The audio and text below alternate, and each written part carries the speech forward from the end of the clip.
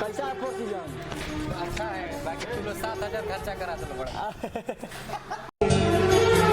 Birthday मनावे से पहले आइल बनी जाने के तो गर्मी इतना हो गया कि प्रिंस बाबू का वाला पेप्सी मंगेला हम पहले तो अंकित बाबू कल अंकित पहले हमके पेप्सी स्वागत तो देखिए प्रिंस बाबू काफ़ी मेहनत कर रहा है पेप्सी से लोग के गर्मी दूर भगावे खातिर कूलरों काम नहीं करे इतना गर्मी लगे लेकिन बराबर मिला रहा बड़ा जैसे लगा था पेट मिला रहा बड़ा ही प्रिंस बाबू हमारे डिफनेस ब्लॉगर हैं भैया कैसा नील लगा था का यही से पैसे मिल रहा कैसा लगा था यहाँ अंकित के बर्थडे सेलिब्रेट कर तो कैसा है फोर सीजन? अच्छा है, बाकी तुम लोग 7,000 खर्चा करा दो बड़ा। हमने के देखिए चल रहा बा सब आदमी के साथ में